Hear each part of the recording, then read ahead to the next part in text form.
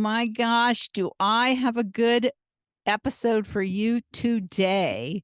Laura Alden Kamm is a medical intuitive. She's an author, she's a speaker. She is fascinating. She has a great story about how she died and came back.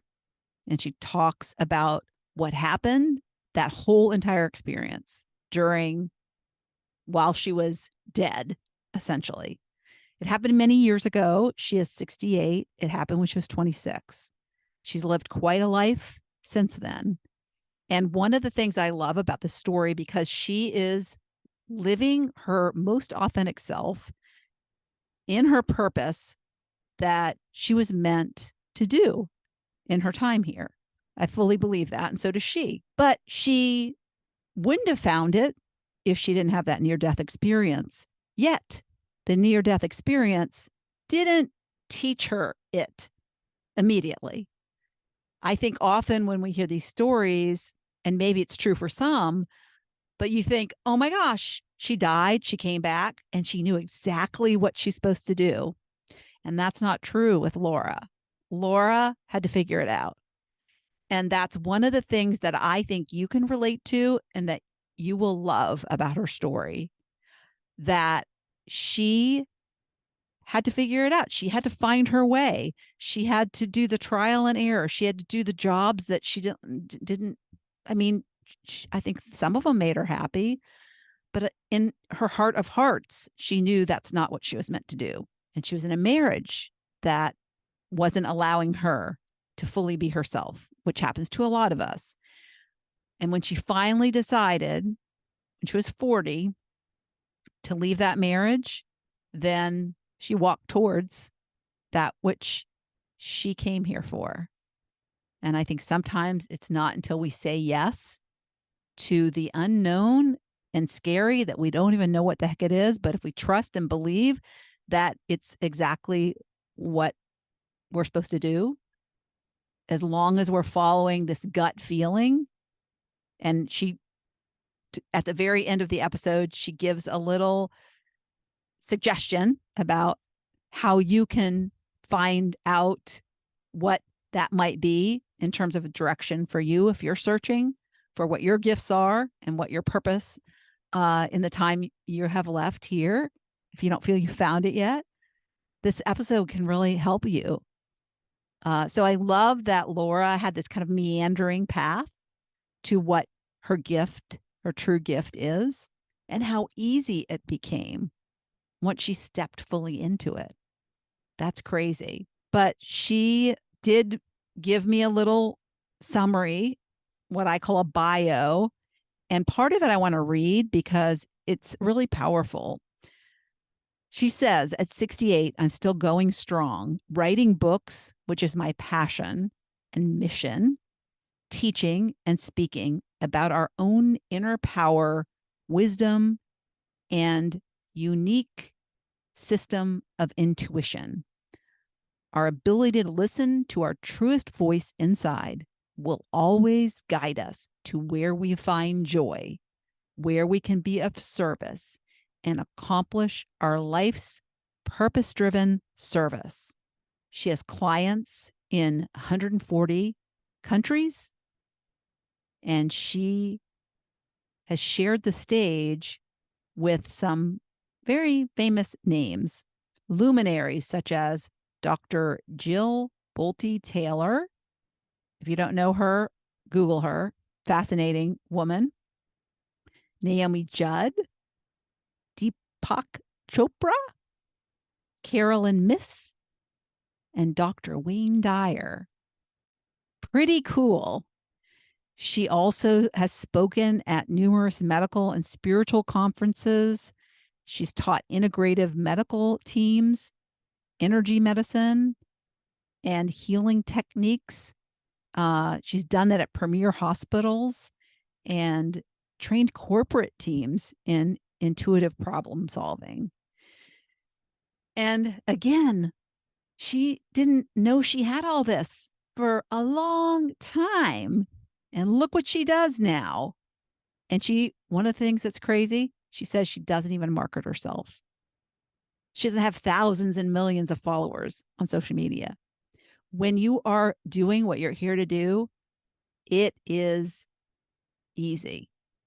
And we think it's so hard. And yet, what you find is it becomes easy because that's what you're supposed to do. So, listen in to the full story about Laura's near-death experience and what happened after and how her life unfolded and what she's doing today. It's a great interview. Welcome to another episode of Living Your Sparked Second Half. And today my guest is Laura Alden Kamm. And I'm very excited. I've been excited to talk to her since I booked her and we had to reschedule. So she has some stories to tell. So welcome. Welcome. Thank you. It's so wonderful to be here with you, Lori, and your audience. I'm really excited to share with all of you. Yes. I don't know how I came up with you, but and I just was so fascinated. I have had someone on the podcast before who had a near-death experience. She had a couple, and it's just such a fascinating. First of all, I don't think it's something that you would want to have, but then when you have it, you're so glad you did, right? True, very true. It's nothing one should anticipate or look forward to. But afterward, it's a life changer forever and ever. It's a soul changer. It's a soul awakener. It changes everything about the way you perceive life and yourself. Yeah. Yeah. And then there's the health aspect. I mean, you almost died. So physically, there's got to be a few issues, right? No, well, there are a few issues, but I don't look at them as such. Oh.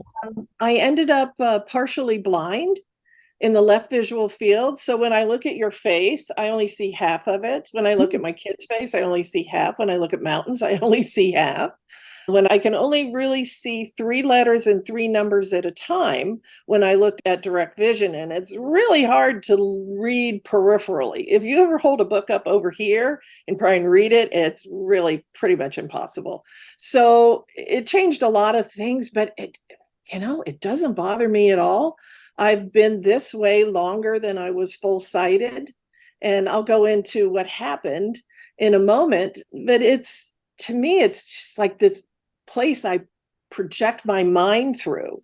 It's not black, it's not gray, it's not fuzzy, it's just gone, absolutely gone. No sight, no light, no color, but it's like this portal. Yeah. You know what came up for me when you started talking about it is you lost your human sight, but you gained spiritual sight. Yeah. Like you can see things that you couldn't see before. And we think the human realm is the only thing, right? True. Yeah. And like probably you, Lori, and many of your followers and listeners, we're all born with that intuitive sense, our empathy, that felt sense, the knowing, even the seeing, the feeling, the tasting. I smell my grandmother's perfume. Where's that coming from? Those types of things. We're all born with an intuitive system. And some is more refined, some is allowed, some we're not allowed to use it, and it tends to shut down. But mine really just splattered wide open, and it's been driving my work and my life, and the heavens have been driving it ever since I was 26 when I died. Can you share your age now? I'm 68. Yay! So you're like 60 years. No, you're 68. So let me do the math. I can do math. So 42 years ago. So you have been doing this way longer with less vision and this insight that you didn't have, this intuitive ability that you probably had, but you just didn't use, right? Is that how we want to approach it? Yeah, and really kind of shut it down like so many other people, especially I shut it down at 16 in my teenage years where I just, was in the band and a majorette and I just wanted to be a high schooler. So I just kind of closed that door. But 10 years later, it got slammed back open really hard. And now I have a question because I have had an intuitive on before where she actually communicates with people who have passed. And there were things that were different about her when she was little, there was a thing that she thought there was something wrong with her like she thought she was bad, like there were like evil spirits in her or something. So did you have this feeling that you actually shut down knowingly, or is it something that you now know you had, but there were really no signs of it yet? Oh, there were plenty of signs when I was little. And I would just, my first experience, my first memory was out in the springtime. The lilac bush was blooming. It was beautiful. I grew up in the Midwest and I could see light coming from people. And I thought that was normal at 5. But one day I was kind of curious and I stood in front of this lilac bush and I said, okay, you're from God. I'm from God. You have light. I have light. The willow tree has light. Why do you look like that? And I look like this.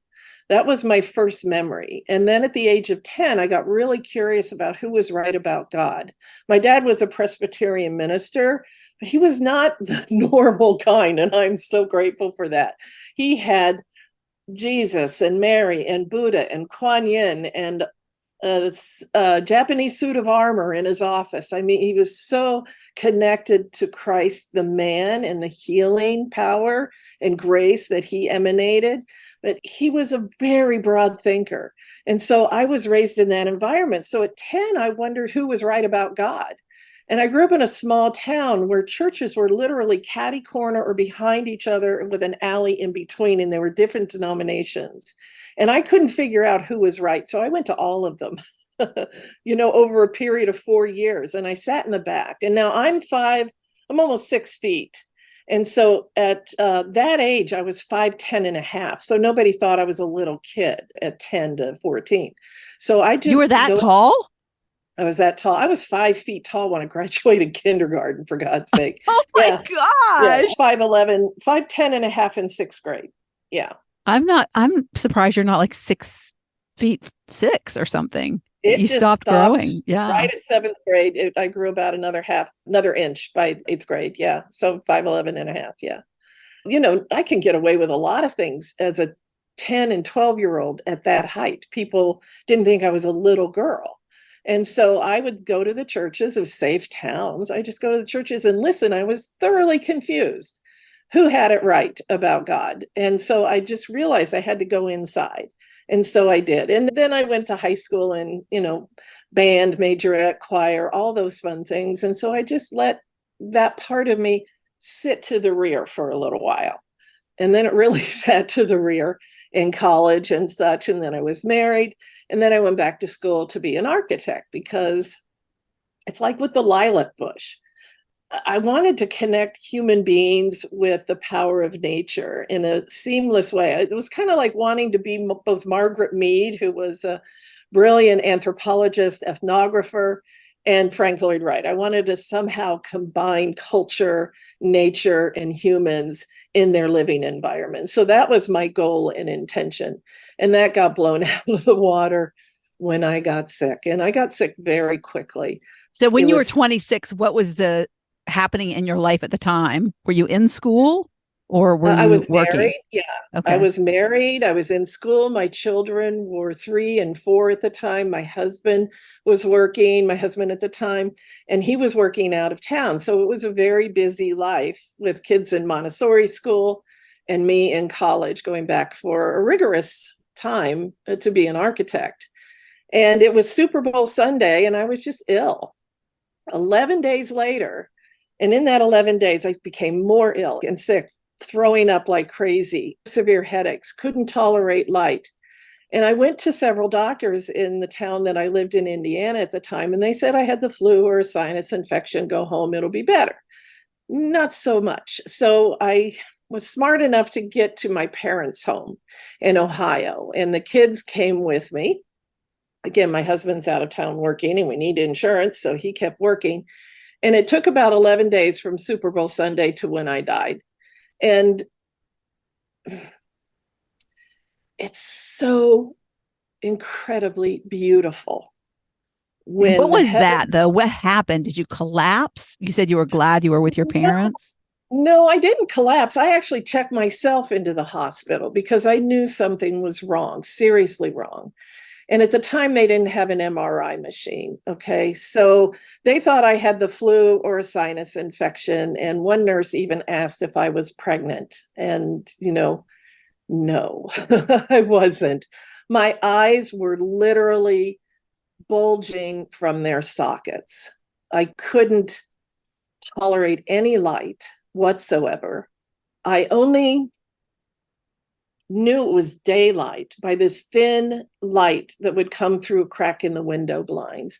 And I'd watch it go across the room. And I knew that was morning to night. And that was it. And they didn't know what to do with me. And the day before, I died at night. And So were you that in the hospital for these 11 days? You was, Super Bowl Sunday, you went to your mom's and I dad's, went to and my then parents, and then I checked myself into hospital about 4 days after the symptoms, about 5 days actually, after the symptoms started. And so I was in the hospital for almost a week, and they couldn't figure out what was going on. Ran lots of tests, but not the right test. was your head hurting? Was it Oh, like migraines? Yeah. it was a locomotive sitting on top of my head. It's indescribable pain. That is the only thing I can think of that gets sort of close to it. But I learned so much about myself. I learned so much about my courage and determination to keep moving, because I wasn't on bed rest, believe it or not. I would swing my legs off the bed and let gravity take them to the floor, hold on to the IV stand, swing myself against the wall, crawl across the wall to grab the door of the room, which was cantilever, thank goodness for that design, which would hurl me into the bathroom so I could use the restroom. And then I'd repeat the process back. And 5, 6 doctors, some of which who were family friends, stood around me that afternoon. They had no idea what was wrong with me. They didn't know what to do.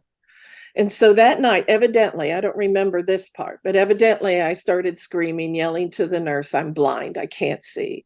And before that, though, I was lying in bed and I would watch light start to emanate from my body, my legs, my arms, my hands, just little sections at a time, just as if I'm looking at the Northern Lights, Aurora Borealis, just lifting off. And I had no context for this. I had no reason to go, oh, that's my aura, or that's my soul leaving.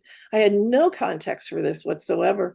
And then whatever light left me, that area of my body became extremely heavy.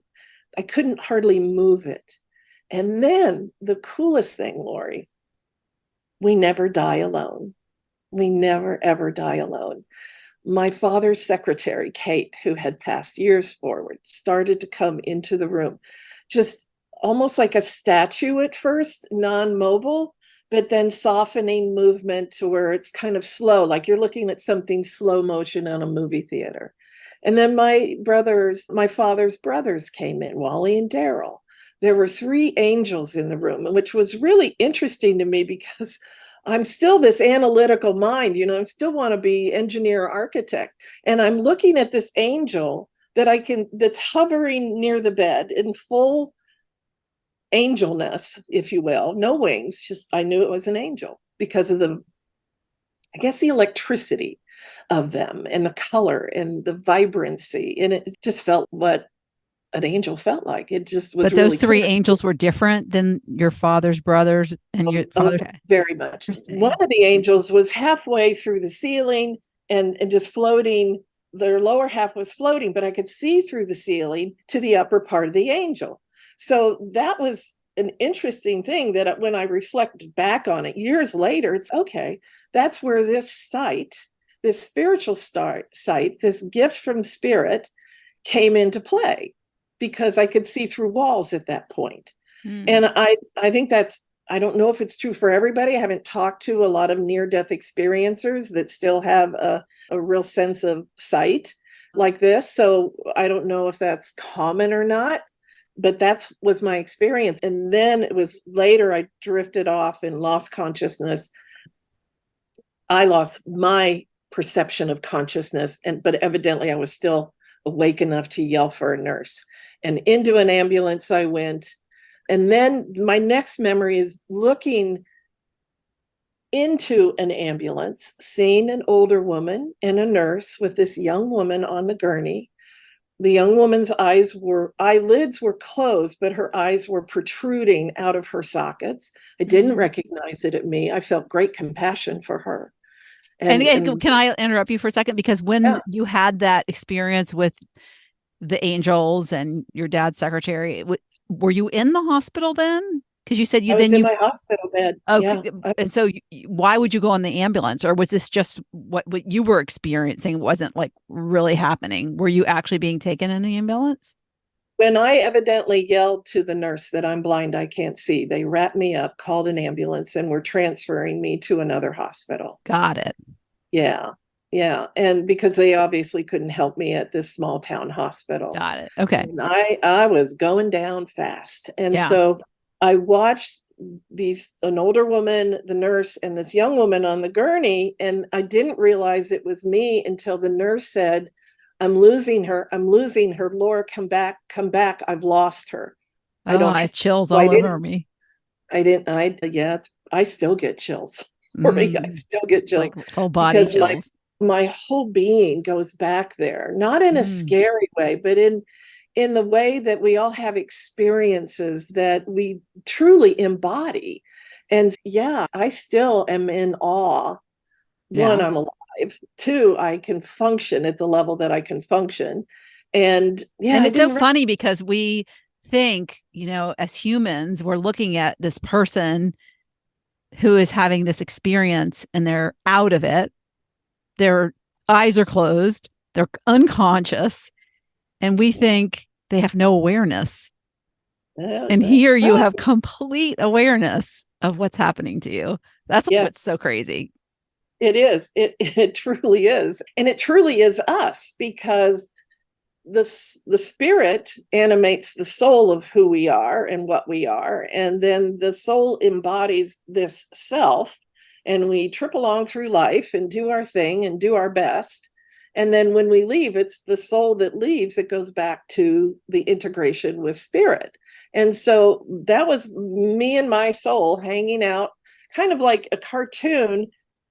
Here's the ambulance going 100 miles an hour, because my husband was behind the ambulance and he was traveling at 105 miles an hour, he said, trying to keep up with the ambulance. And so imagine a cartoon.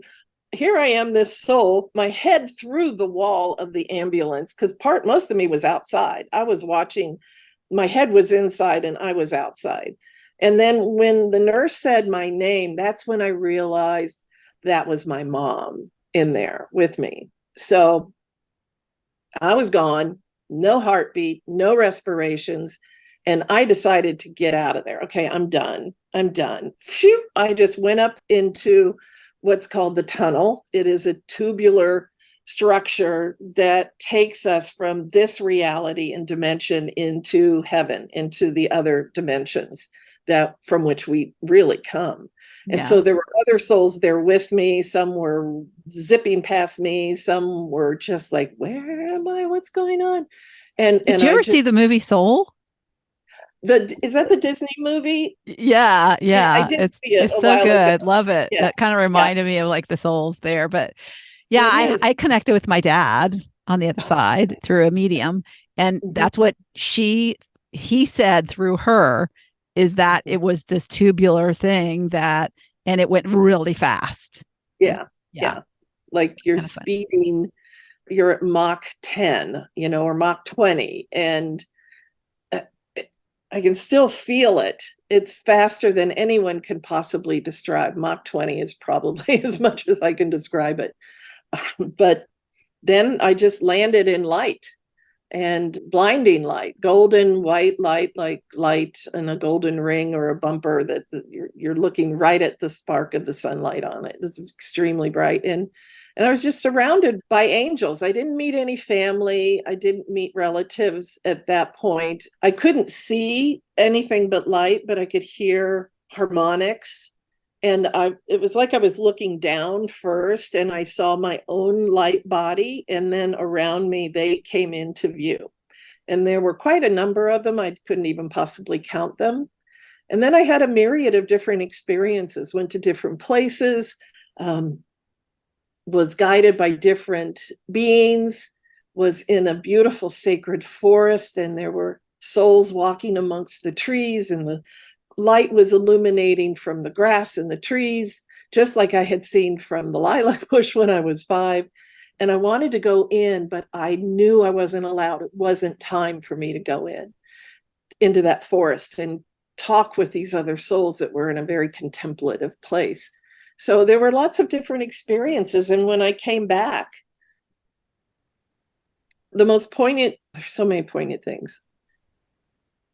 Right before I came back to life and woke up in neuro ICU, I felt the presence of Christ behind me. I didn't see him, but I felt it. And it was like seeing the angels in my hospital room. I just knew it was angels. It was just really clear. It wasn't Aunt Mary. These were angels.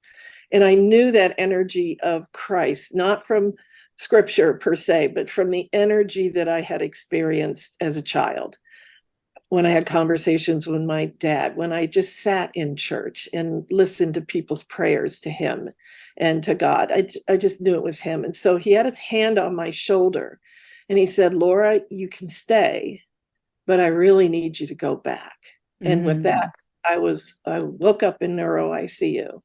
And I had my vision back, except for this left visual field, which is damage in the right occipital lobe of my brain, because I had a twin in utero. When I was in my mother's womb, there was a twin there, and it lodged in my head. So there was a benign tumor, a hollow tube, which would have been the spinal canal, and a cyst. And that's what caused all of this, because I had the cyst removed in the back of the midline of my head about 9 months prior to Super Bowl Sunday. And they didn't stitch it up right. And it was weeping. And that's what caused abscesses down through the midline of the brain, through the hollow tube into the benign tumor, which then created abscesses throughout the right occipital lobe and the right hemisphere of my brain.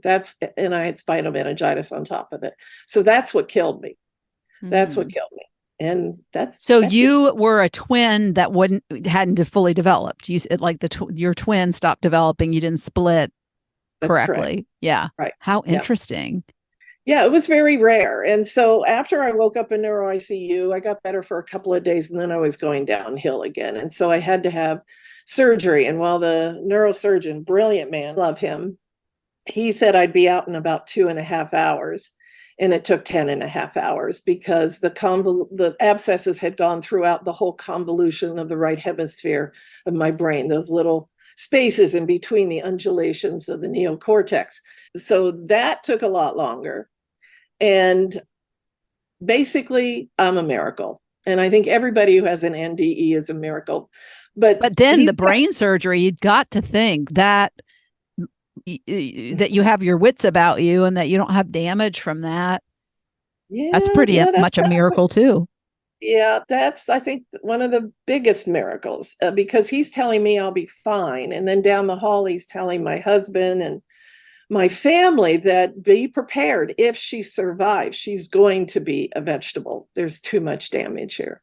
Wow. So, oops, God fooled us all. So, and I'm so grateful, because the exacting nature I have as that want to be, or would have been, an architect is with me when it comes to my intuitive sight. Now, it's developed over the years. So a lot of people come to me for a lot of different reasons for consultations, but one of them I'm best known for is for medical intuition.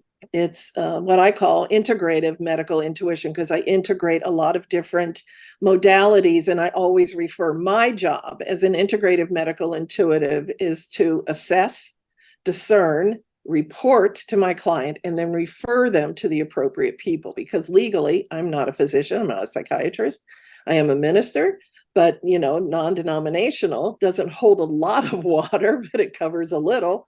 But I refer people to their physicians all the time, because they need help, many of them. A vitamin is fine, but when you have a tumor that has an aggressive internal structure, of the chemistry. And this is one of the things I do. I'm blessed with this site that allows me to go in and see the particulate matter of colds, COVID, viruses, bacteria. I can tell the difference between a bacteria and a virus. And these are But that's just microscopic. intuitively.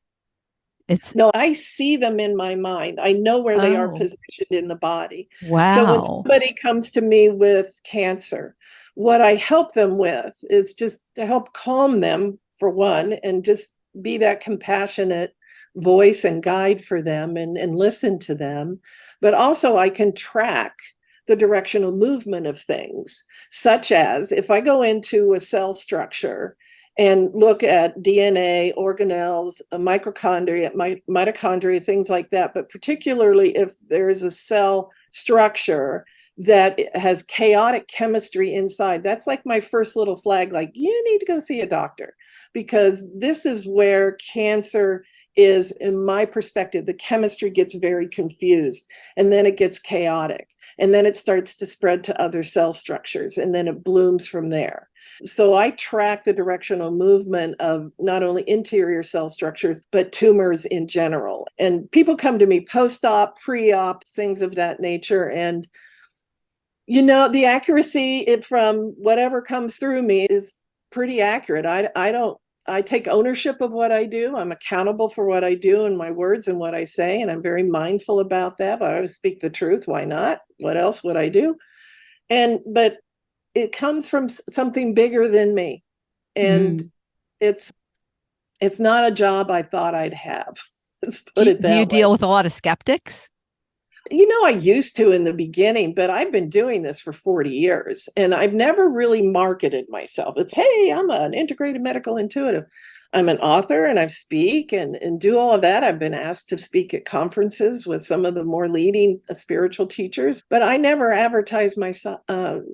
It's always word of mouth. And at this stage, it's 140 plus countries around the world. I'm thinking of like skeptics. So I'm thinking of a scenario, and if I was suffering like how you were suffering, and the doctors weren't getting it right, and you knew something was wrong, but nobody was helping you, I would think that would be somebody who'd want to call you and say, can you help me? Because nobody else seems to help me.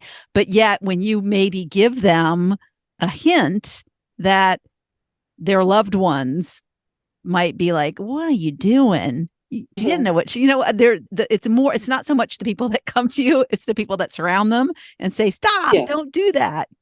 What I'm thinking about. And I really don't have feedback from anybody that is where loved ones are that skeptical. And, the proof's in the pudding. I show up, do what I'm guided to do, share what I'm shown, and the results turn out to be what they are. I talk to people pre-op and say, okay, the tumor's this way, the tumor's that way. The surgeon, I look at the surgeon, I ask for the surgeon's name. It sounds funny, but this is what I do. I put my mind's attention in the center of the surgeon's brain, look through their eyes. That allows me to check their eye-hand coordination, their intelligence, their level of critical thinking skills, marbled with their intuitive faculty, because that's the best combination, and their kindness to the patient when they're under anesthesia on the body. Those are the major functions that I check when I look at anybody who's operating on anybody, on myself included. Not that I've had a lot of operations since then, but anybody I work with for my own self, I'm always assessing people, but that's what I do for others. And then the reports come back and it's, oh my gosh, the margins are exactly what you said. The tumor was exactly in the place, the exact same site. So they give me feedback, and that's great. That's nice. But I don't expect feedback, but it comes back, And my perfect no, there have been a couple of misses. There have been a couple of times where I have chosen not to reveal exactly what I'm seeing, because I know they were going to see their doctor within an hour. And I coach them, just go see your doctor. This is going on. This is a point of concern. I'm so supportive of you going to your doctor, because legally, that's my position. Again, assess, discern, report, refer. That's what I do as a medical intuitive. Now, and just you didn't have And doesn't sound like you have, it sounds to me like you're very medically, you know, the terms, you Mhm. are very scientific in the way you explain things, but you're not a doctor. No, So but where I did work you with a get physician. how did you obtain your knowledge? Is this just over time and experience It's working with people? it's working over time, of course, but it's also working with some physicians, MDs, traditional MDs. And for instance, my client was a doctor. The person who referred them to me was a physician, Cornell trained. And so I was going through their large intestinal tract and I was noting these structures that were, as to my vision, as big as a thumb. And there were thousands of them that lined the colon, and they had fluid in them and it was inflamed. And so I reported that to the client. And because I had the client's permission and she wanted me to report back to the doctor, I reported back to the physician. And he just, he said, I know exactly what this is. He said, these are microscopic. You have to have an electron microscope to see these. These are the lymphatic sacs within the colon, and they're filled with a lymphatic fluid because this person has leukemia. So I didn't know what I was looking at, but I saw it clearly and reported it back. So sometimes that's the case.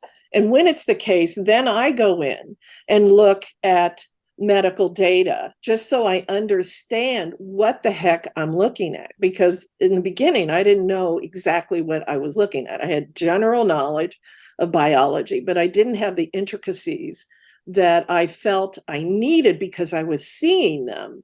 And so I needed to be able to explain to clients so they could explain to their doctor whatever language they wanted to use. They didn't have to, a lot of them don't say, I saw a medical intuitive and they said this, so you need to do that. That's not the way we work. They go in and say, I'm not feeling well. Will you do a test on this and this? And then there's the results. And then they're That's under good care. And that's the mm, most important thing to me, that people aren't afraid to go to the doctor or their healthcare provider to get the help they need. They mm, have to. yeah. I just started thinking of that show. It was a movie. Oh, I was little. You might have remembered it, but they got into a ship and they went through the human body. What was that? Yeah. The journey of something. I think it was called the Fantastic Voyage. It was a Oh, little submarine, right? yes. Yeah. Yeah. Yes. I was gonna say the thousand leagues under the sea, but you're not in the sea. Yeah. You're in a body. Yeah. Yeah. Yeah. Yeah. Yeah. So I that's kind of remember that like when I what was a little kid. Yeah. that's amazing. And Yeah. it's interesting because I can't see medical stuff without fainting, like blood, and I'm like, but when I think about that movie, it was more, it didn't seem like bloody or yucky. It seemed fascinating. And so I imagine that's kind of what you're seeing. Cause I was going to ask you, do you get kind of like nauseous or? It's such a great question. And it took me like 20 some years to realize that I can look at a heart and be inside the cells of a heart and watch the electricity and the blood move through the different valves and veins and arteries. Doesn't bother me a bit. But if I would see that on TV, I would turn the channel. There's just no way. And so when I told a friend that, his name is Scott, and he's a burgeoning author and a healer in his own right, somatic healer. And he said, well, Laura, there's Laura, and then there's the Laura. And it's true. There's that part of me, and there's a part of all of us that is driven by that bigger part of us that isn't our personality. It's the soul of what we are, if you will. And Mm, it's not afraid of anything because it yeah. knows the trajectory of what's going on. It's on And a that's, mission. yes, that's where I live most of the time, except when Yeah. I'm grocery shopping or, doing, I'm just So a normal person yeah, from the Midwest. I was going to ask you a question, but then when you said grocery shopping, I thought, are you ever in a situation where you're next to a stranger and you know something's wrong? I have had that in the past, and I've learned to disregard and set myself up for, this is my zone. I'm Yeah. just going to live my life. But yes, I feel things all the time and see, Yeah. That would be and it's not hard. It's really not as hard as you think once you make a decision that it's not yours to deal with in the moment, because Yeah. I think it's totally inappropriate to say, hey, you don't know me, but you should get to your doctor. Unless I am guided, like an angel just shoves me into some position and says, you need to tell them this.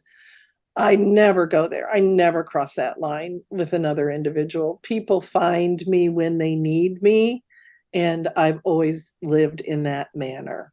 I love that. I love that. Because that would be hard to, but I can see that how that's totally the right thing to do.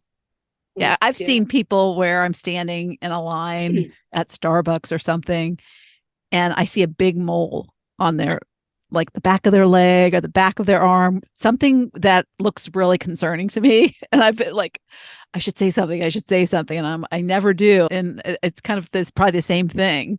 Sometimes if it's something that's really obvious Mm. and you can't help what you see and feel as an intuitive human being, and we're all that way. And it keeps us safe and it keeps us aware and on track when we listen. And if there's something like that, I'll just say, hey, God, just whisper in their ear, send an angel, send somebody into their life that they know and trust that will allow them to go seek the help that they need. I That's love where I, that. We can all do where I that.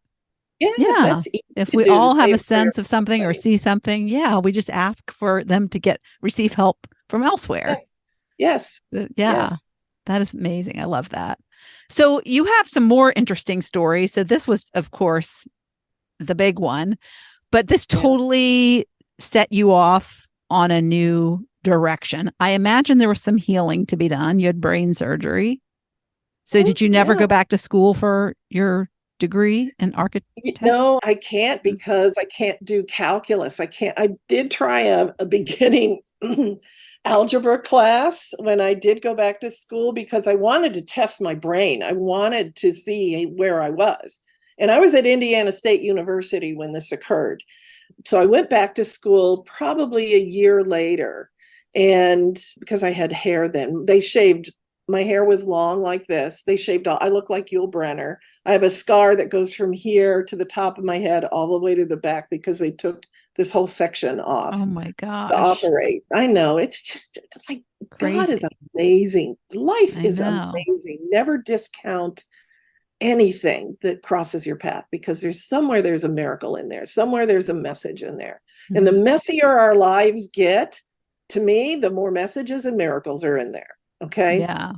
So I went back to school and I took both design and I took economics because there isn't a lot of mathematics in economics, but I had to take both left and right brain courses to see where I was cognitively, critically thinking wise. And I got a 4.0. And then I went back to Ohio State a couple of years later to work on a degree in anthropology. And that was great. All 4.0s all the way through. But this is when I took a beginning algebra class and I had to take a language class. And I can't see my own language, let alone see a foreign language and learn a foreign language. So I was getting a D in foreign language, so I dropped out of school. And I just haven't been back yet because it's now they let sign language be a language, a foreign Mhm. language. So I'm probably going to go back because that's Oh, something just for me. I want to yeah. get a degree. And I Yeah. have a degree in holistic health and medicine, a bachelor's there, but that's not enough for me. I was raised by, you know, lovely, compassionate parents, and we all want to achieve as much as we can and see and experience as much as we can in our life. So that's never going to stop for me. Yeah. And so I went back but to your point, something you mentioned earlier, when I was recovering, I kept hearing this message that I was going to work within the medical context, but outside of the medical field. And I didn't know what that meant. And then all of this unfolded. So when your listeners hear messages that don't make sense, pay even more attention to those and wait for them to unfold. Don't try and pull it apart and make sense of it in the moment because there's more to show up. And that's where the miracles and the synchronicities come into our lives and what we call coincidence, but it's not. It's just the Mhm. next step on the path. So always listen to the ones that confuse you the most, write them down, and just wait for it. It'll Yeah. come. So it sounds like that was before you had the near death experience.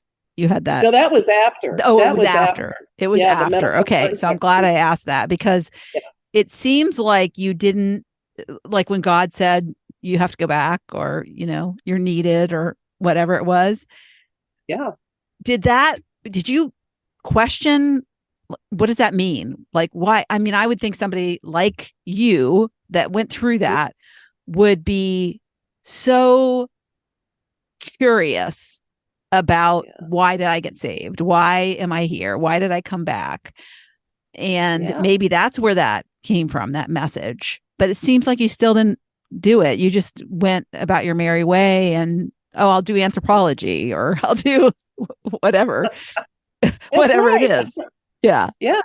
Yeah. And this work came slowly because that that's pathway to work in the medical context, but outside of the medical context, did not make any sense to me whatsoever. And what I did about 2 years after the surgery, I decided to open up a landscape um, architecture company and do landscaping and lawn care because I could draw bushes, right? I could calculate an arc of flower bed. And so I would go to people's houses and I could feel their energy and what they wanted in the land and everything. And so I'd create these designs and they were just so happy about it. But then my marriage started to fall apart and it was falling apart anyway. And I was tired of putting duct tape on it, if you will. And so I sold the company. We moved around a little bit more, but I knew I had to leave my marriage. I knew I had to. And it took probably 10 years. And it sounds like I waited too long, maybe for some people, but for me, I didn't because I would chop wood, carry water through every day. And I am a very optimistic person, but not naive. Okay, there's a difference.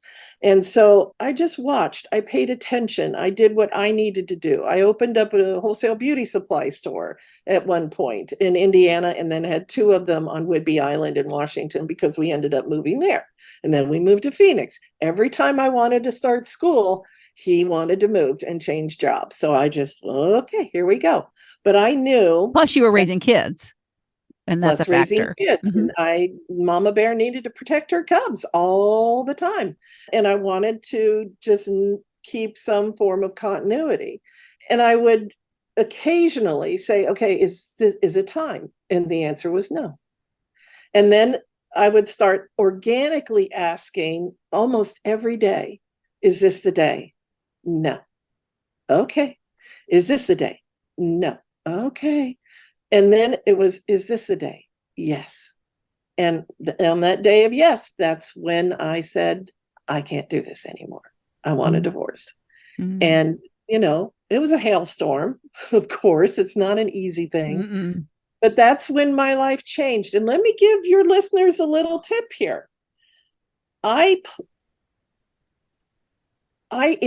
felt in my heart what I knew I needed to do with my work. I was already doing my work. I was starting to do speaking. I was writing my first book. All of that was going on in the late 80s and 90s and early 90s. And I created a recording in my own voice about my life that I knew I was going to live. I wake up every morning and my house looks like this. And I am so happy. I can't believe I've left what I have left behind. My children are fine. They're in college. We're doing great. I'm doing this. My healing work takes me all over the world and all of this kind of stuff. About 20 minutes repeating things over and over again in my own voice with enthusiasm and clarity and self-compassion and excitement for my life. And I'd listen to it at night when I'd go to sleep because my husband worked nights for the airline industry. So I'd listen to it at night, just fall asleep with my own voice telling me how my life is. That is Within amazing. I love that because please do this. that is exactly what I tell my students to visualize. And so many people don't because they don't think it's possible. When you and do I it in your love that example because it came all true. Yes, it did. It did within 8 months. And you got to realize, we didn't have much money. We were paycheck to paycheck people living in a town of 2,000. It was a lovely town. Denison University is there. It's an upscale little town of 2,000. But 2,000, not much money. Where am I going? I was at Ohio State then working on the anthropology degree. And I did this. And within 8 months, I had left the marriage. It was tough. It was tough. And I was then being flown to Singapore to work with the former foreign prime minister on his health. Now, how can a woman buried in a little town in Ohio suddenly get propelled to Singapore? It's because I said my healing work takes me all over the world. And that wasn't an egoic thing. I closed my eyes and I said, God, just give me what I'm supposed to be doing. And the words came out. And so I would recommend that as well. So did you have that, like when you said, God, what is it? And I love silence, just we spend too much time in noise. And so you get these thoughts and these ideas. So is that an idea that came and you're just like, I'm going to just record this? Yes. Yeah. It was all so amazing. All spontaneous. You know, having the privilege to die and live again, the door didn't close for me between heaven and earth. And if you've ever been up in an airplane and there are clouds above you and then the sky and then the clouds below you, I kind of live in between where the sky is, in between heaven and earth. And it's not a static place. I just move back and forth all the time. And I think we all can. I know we all can. I'm not that unique. I've had unique experiences in my own life. Everybody's had unique experiences. And the most important thing is to trust yourself and trust that connection that you have to that source, whether it's God or Buddha or Kermit the Frog. It doesn't matter what you call it. It's that divinity that's in us that's connected to the larger divinity, the source from which we all come. And everybody. What I love about your story is, and you have this near-death experience, which is a great story, but everybody doesn't need to have a near-death experience to be connected, right? But what I love is you're so normal because you had it, but it's not like you had any insight. You still went about your way to live in a marriage that you weren't happy with, to underestimate yourself, to do the things that you thought you should do, but maybe weren't completely aligned with you. And that's what we all do for so long. Yeah. And to me, what you did with leaving your marriage finally is you walked towards who you were meant to be. Yeah. You couldn't be who you were meant to be in that life.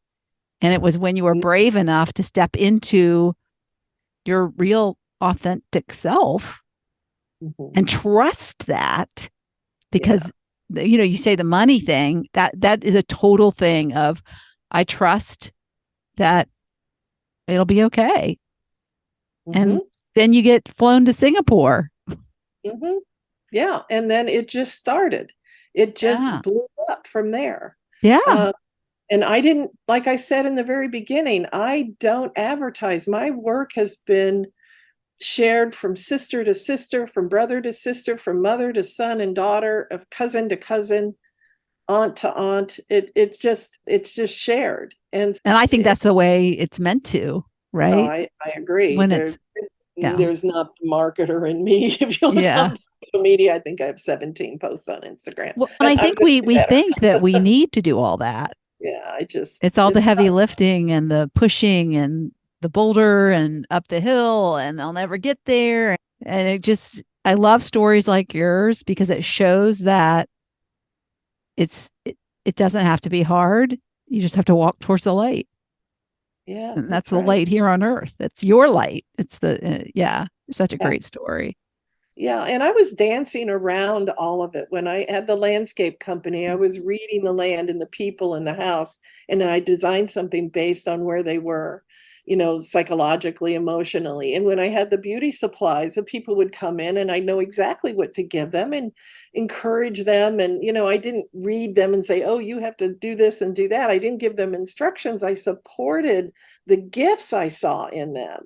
And that's one of the best things ever. And you can do this. Anybody listening to this can do this for yourself.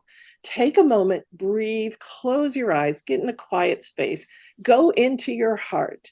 And you don't have to see inside the cells of your heart, but go inside your heart, your physical heart, and just hold there and breathe there and ask to hear, see, feel, or know your own gifts, your unique gifts, and how.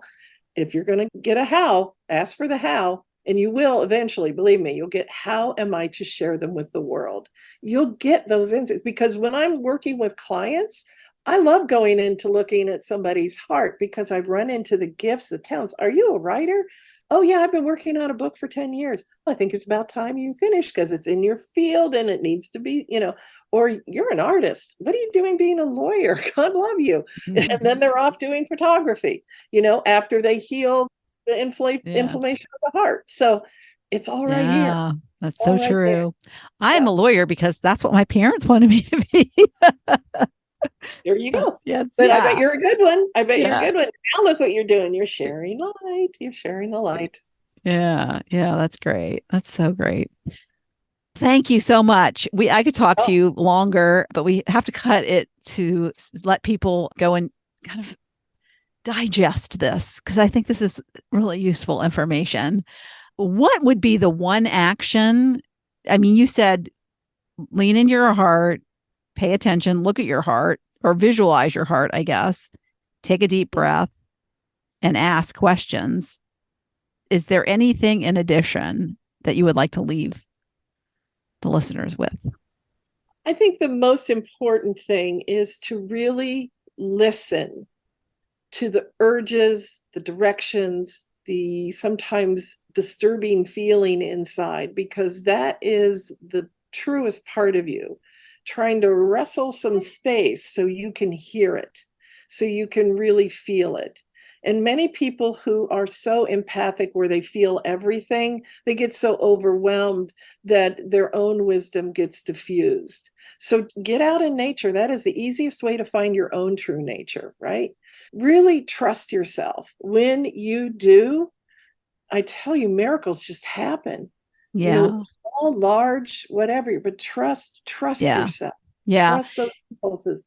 Yeah, I think what came up for me when you said that was, for me, is I avoided wanting to be quiet and get messages because I knew what it meant. Understood. I understand. And so I think what the message is that I need to convey, because I think that came up, so I could say this, is if you are afraid to listen, then you will never find what you're here for. You have to know if you really are going to do what you're supposed to do while in your time here. I'm so glad you found it. What you're supposed to do here. Yeah. And the thing is, it finds us. It's right there. Yes. And then we have to say yes.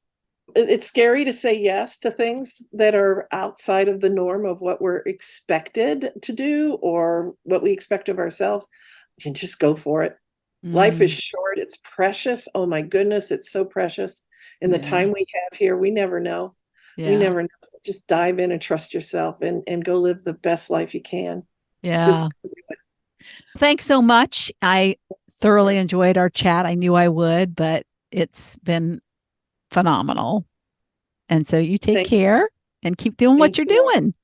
I will. You too. You too. Thank you for having me. Okay. Thank you so much for tuning into the Living Your Spark Second Half podcast. If you'd like to watch my guest interviews, you can find the video version of this podcast on my Not Your Average Grandma YouTube channel.